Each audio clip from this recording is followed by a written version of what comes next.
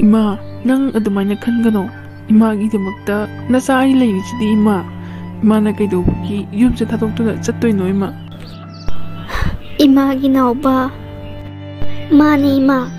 Imagidamagta naubaga aiga isaw-sawna leiricidi ima. Imana kaidobugi yumse thadoktuda chattoino ima. Ima, nang chatkino ima. Hai, nakhoi nimak yam thuna janggo chalo. Adagidi phagi-phagidagi aina ne swai shawrani no animak. Chalo, janggo chalo. Kaidobagino. Marangi matungina chachabani. Karigino, nakhoi na phajilibo.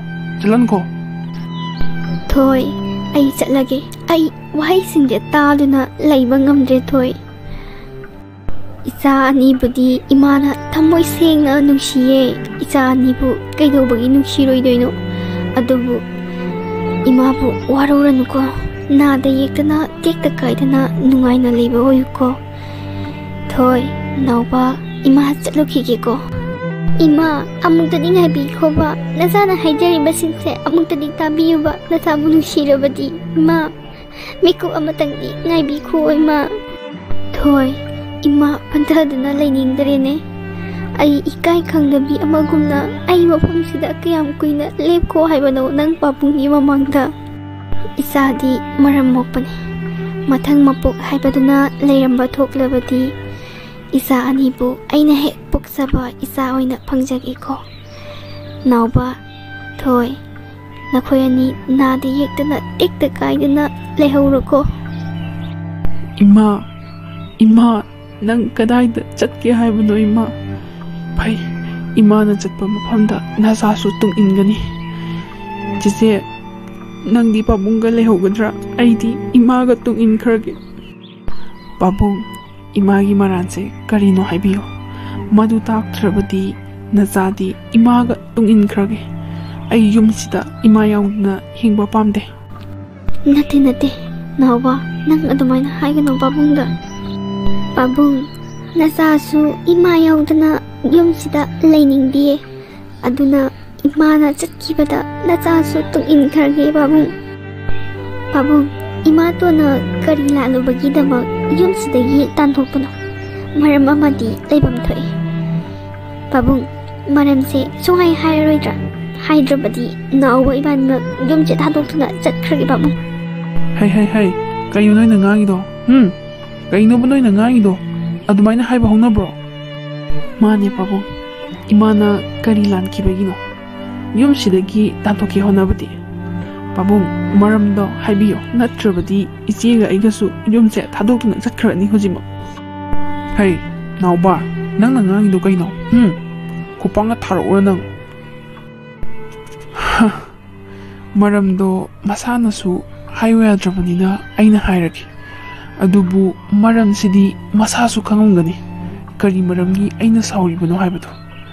Phare, ai hairaki. Lairiba ai lamthum mayamsibu thabada loinamak palu loinamak ming pange haibadudi sida sauningoidaba midudi ngarang nahanda lakpada ngairiba nangnasu aigi lamthum punamak lauge oige haibadudi kanana yadoino aidi nangse yamna jamna khalubani icha singa loinana yamna nungshichanana hingena khalambani.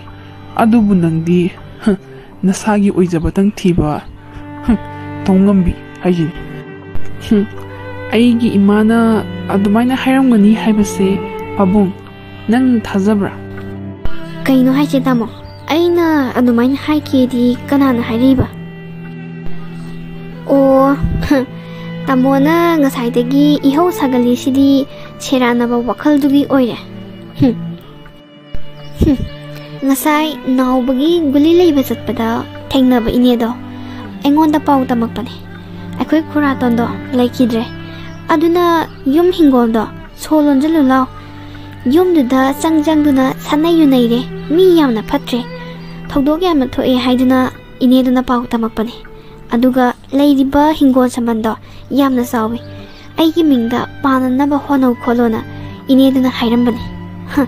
Tamodi ba patna khanbiri jal oire.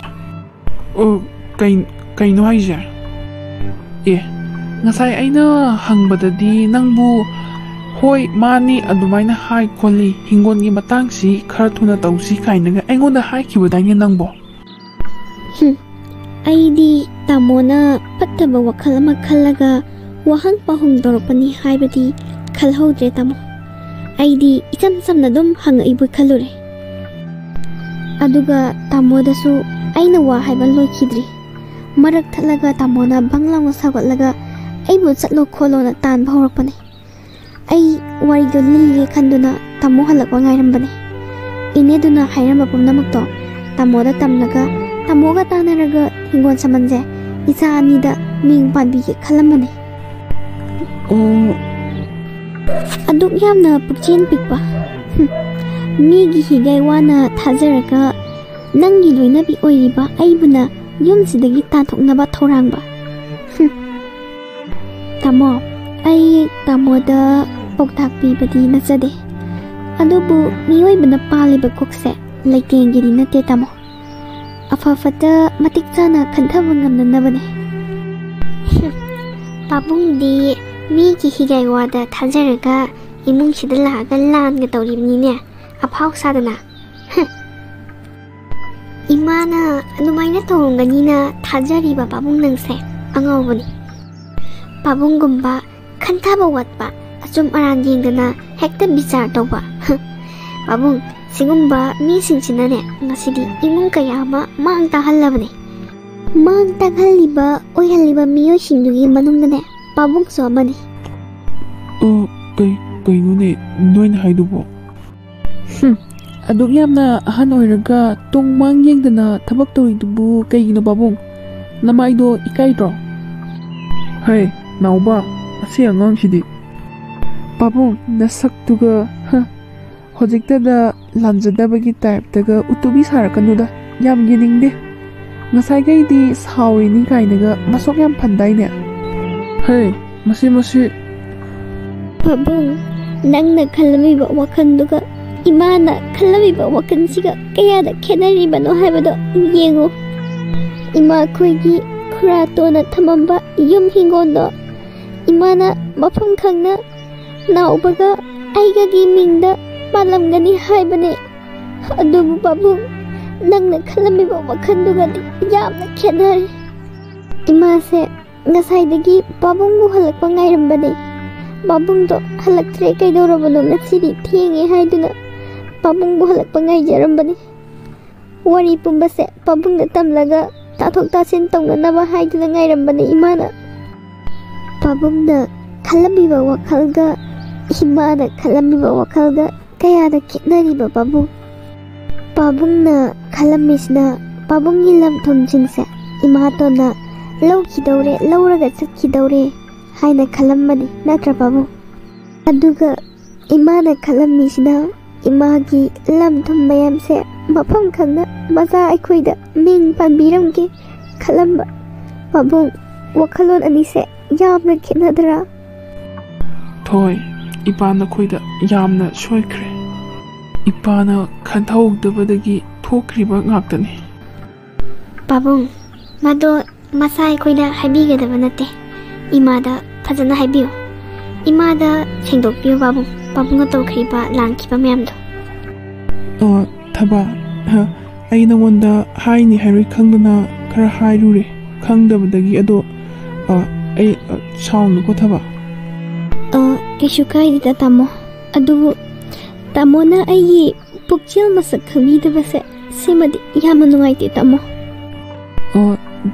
thaba nang sound ai shu khanthadana haini hairoi khangdana kino yamna haikramane nang sound ko thaba tamo karigino nupi atombisibu asuk yamna lana lobiriba tathi thawoina hanthana yengbiribasibu karigino tamo mayamna lana lobibadagi hentoktuna mapuroibana fawa lana yengbirabadi tamo nupido khangwa ngamamgadra tamo aina ngasi fawbada kanagumbi amatagi manganaba tawraktriye tamo aduga aina sida mafam sida lakibasisu tamogi maran chathoke khaduna lakibasu nati aigi leichaba khuding aikhoi pulapkini tamogi leichaba khuding ꯑꯩꯈꯣꯏ ꯄꯨꯂꯞꯀꯤꯅꯤ ꯈꯜꯂꯤꯕꯅꯦ ꯇꯥꯃꯣ ꯑꯗꯨꯕꯨ ꯇꯥꯃꯣ ꯑꯩ ꯉꯁꯤꯗꯤ ꯌꯥꯝꯅ ꯏꯀꯥꯏꯕ ꯐꯥꯎꯏ ꯇꯥꯃꯣ ꯑꯩ ꯆꯠꯂꯒꯦ ꯇꯥꯃꯣꯅ ꯅꯨꯡꯉꯥꯏꯅꯤ ꯍꯥꯏꯔꯕꯗꯤ ꯑꯩ ꯆꯠꯈ꯭ꯔꯒꯦ ꯑꯩ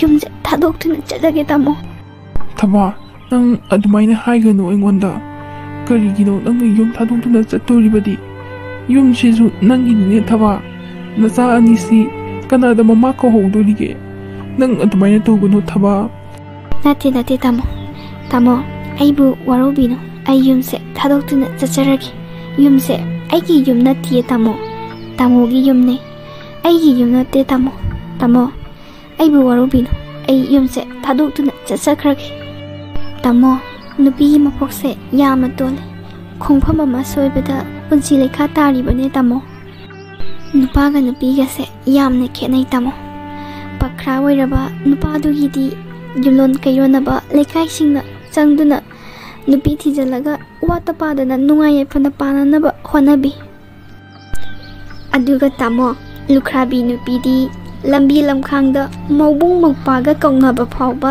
ꯂꯥꯟꯅ ꯎꯕꯤꯌꯦ ꯑꯣꯛꯇꯕꯤꯅꯤ ꯂꯝꯆꯠ ꯅꯥꯏꯗꯕꯤꯅꯤ ꯍꯥꯏꯕꯤꯌꯦ ꯈꯨꯟꯅꯥꯏꯁꯤꯅ ꯑꯗꯨꯒ ꯂꯨꯈ꯭ꯔꯥꯕꯤꯗꯨꯅ ꯃꯆꯥ ꯊꯥꯛꯄ ꯉꯝꯅꯕ ꯍꯥꯏꯗꯨꯅ ꯊꯕꯛ ꯁꯨ ꯅꯣꯝꯗꯅ ꯍꯣꯠꯅꯕꯗ ꯑꯍꯤꯡ ꯅꯨꯡꯊꯤꯜ ナꯏꯗꯅ ꯍꯣꯠꯅꯕꯗꯣ ꯑꯃꯝ ꯑꯊꯦꯡꯗ ꯍꯟꯖꯜꯂꯤ ꯈꯣꯠꯂꯤ ꯍꯥꯏꯗꯨꯅ ꯑꯗꯨꯒꯤꯁꯨ ꯑꯃꯨꯛ ꯊꯤꯅ ꯉꯥꯡꯅꯕꯤꯕ ꯑꯋꯥꯕ ꯇꯥꯔꯕ ꯑꯋꯥꯠꯄꯗꯅ ꯄꯤꯛ ꯊꯜꯂꯕ ꯂꯨꯈ꯭ꯔꯥꯕꯤꯗꯨꯒꯤ ꯏꯃꯨꯡꯗꯣ ꯑꯋꯥꯠꯄ ꯃꯦꯟꯁꯤꯟꯕꯤꯕꯒꯤ ꯃꯍꯨꯠꯇ ꯂꯩꯀꯥꯏ ꯑꯗꯨꯅ ꯊꯤꯅ ꯉꯥꯡꯅꯕꯤ ꯂꯨꯈ꯭ꯔꯥꯕꯤꯗꯨꯒꯤꯗꯤ ꯀꯅꯥꯅꯁꯨ ꯑꯋꯥꯠꯄ ꯃꯦꯟꯁꯤꯟꯕꯤꯒꯦ ꯈꯟꯕꯤꯗꯦ ꯑꯗꯨꯒ ꯂꯨꯈ꯭ꯔꯥꯕꯤꯗꯨꯅ ꯀꯩꯒꯨꯝꯕ ꯃꯌꯨꯝ ꯄꯥꯜꯂꯒꯅ ꯐꯖꯅ ꯍꯥꯏꯅꯕꯤꯗꯕ ꯂꯝꯆꯠ ꯅꯥꯏꯗꯕꯤꯅꯤ ꯃꯌꯨꯝ ꯄꯥꯜꯂꯨꯔꯕ ꯃꯥꯅ ꯀꯔꯤꯒꯤ ꯑꯃꯨꯛ ꯃꯌꯨꯝ ꯄꯥꯜꯂꯤꯕꯅꯣ ꯑꯣꯛꯇꯕꯤꯅꯤ ꯍꯥꯏꯅ ꯊꯤꯅ ꯌꯦꯡꯕꯤꯕ ꯇꯥꯃꯣ ꯌꯥꯝꯅ ꯈꯦꯠꯅꯩ ꯅꯨꯄꯤꯒꯤ ꯃꯄꯣꯛꯁꯦ ꯌꯥꯝꯅ ꯇꯣꯜꯂꯤ ꯇꯥꯃꯣ ꯑꯩ ꯆꯠꯆꯔꯒꯦ ꯌꯨꯝꯁꯦ ꯇꯥꯃꯣꯒꯤ ꯌꯨꯝꯅꯤ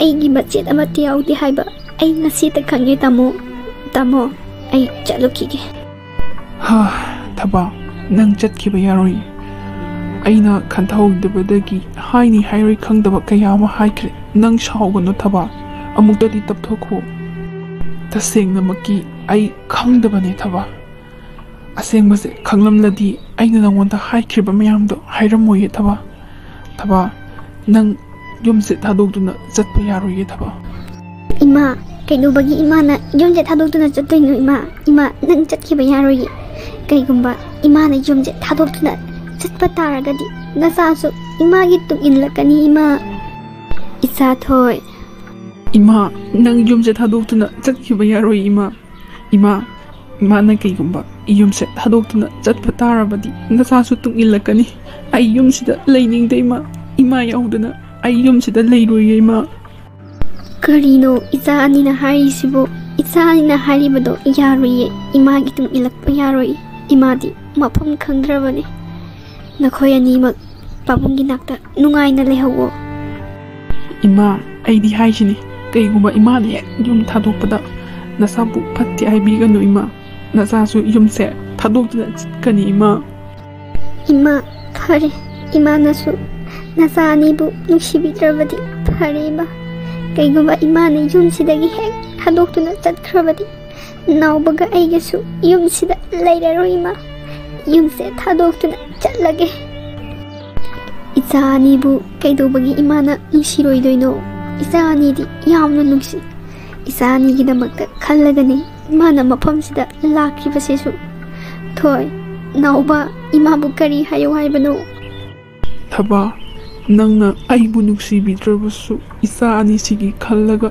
nang yumse thadokduna chatkano thaba aina haise amukta yabiyo thaba aina khantaba watpadagi thokriba ngaktani thaba nang amuktadi isa anisigi khallaga yumse thadokduna chatkigano thaba phare tamo yumse tamogini haiba ai khangje aigi yum nate adubu ai isa anisigi khallaga ai yumsida leirage thaba nang saunuko aina khantaba watpadagi thokriba ngaktani thaba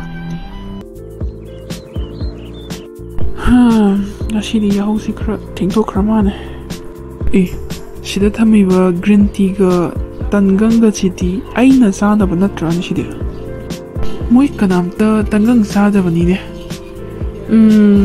breakfast लोइरसु लोइरेगा अमता हाइबिरक्तेने एंगोंदा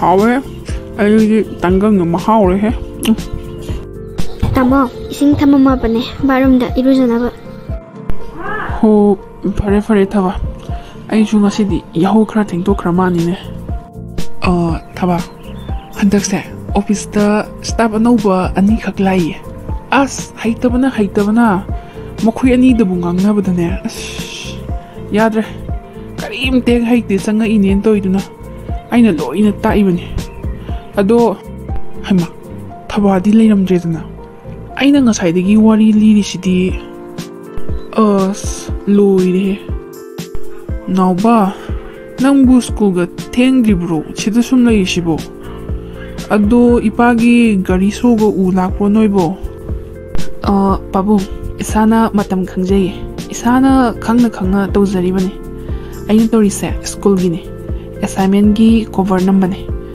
पाबुं यानी कौपिखरो नसाना तौरिसे थबगने पाबुं यामना यत्पिरकनो करिनोने Moina तौजिबो हो फरे तौर इपा थोगे को तौर थोय school जलोइद्रो नोइबो लोइसंद्रदी कैदौरगे होजि फावबा सुटिगा थाब्रो खंदे करिनोने मसी मजु कैनोम तौलेरमिने हो फरे खंगदे अदो नोय एगी गाड़ी शोगा उ लाक्रोने ऐ ngरang क्राइ थममनो खंद्रेने बाबू आई कैमता खंदे एंगोंदने कैमता हंगिरकनो पाबुंग ओइना फजना चलगा कोइथि थिरु एंगोंदने कैमता हंगकनो पाबुंग आई कैम खंदे फरे खंद्रदे आई साइबुक चलगा हाइबे लैब्राने येंगोगे तौर नोया तौगदबसिंदो अहन ओइगेरा अंगांग ओइगेरा सोइख्रे लानख्रे हाइना मसाना खंगलबदी सोइख्रे लानख्रेना सेंदोकपम थोकपने हाइबम थोकपने सोइख्रे लानख्रे हाइबसे तामो नंग नसानासु खंगलिबने अदुबु सोइख्रे लानख्रे हाइना आई इफमदा पनखिदे तामो कैसु काइदेदा नुपीनी आइदी अदुना हाइबम थोकते सिनत्र तामो युमसिगी मपुने हाइदुना तामोना आइबु जिम्बालदा खोहि तेबिनी थमोइदा हु फुंबिनी हाइदुना खरा थुना चतख्रो हाइना तानबने अदुबु असुम्बदु खंगलकपा मिकुप्तदी तामो नंग सोइख्रे लानख्रे आइना हाइकिबसिंदो सावगनु सोइकिबनी खोटकिबनी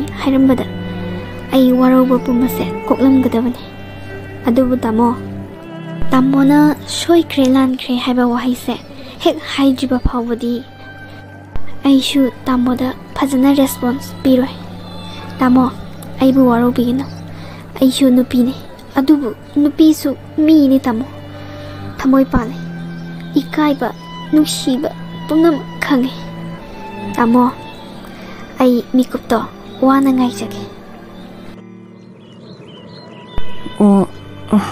थबादी असिदा लैरेने थबादमता हंगसिरा खंदिने अइगी गाड़ी शोजे कराई थमगनो खंद्रेब ngरangse marang tobada aibu hangasirane mangonda hekta hangageda thabada thaba na aigi gari sodo karai thamgano khangdre ado gari soga ulakro nangbo tamoidi khangdene akhangba midoina hangbiro aidi khangdabanina angondadi kemta hangbirano करिनोने मोय ममामसा मोय हुम तौरिसे बोइगोंदा ए सोजे मांग्रे हायदि ए थिमिनाजि खोछि अदु अदानागा हाइदिने करिनोने मोय हुमजिना एंगोंदा तौरिसिबो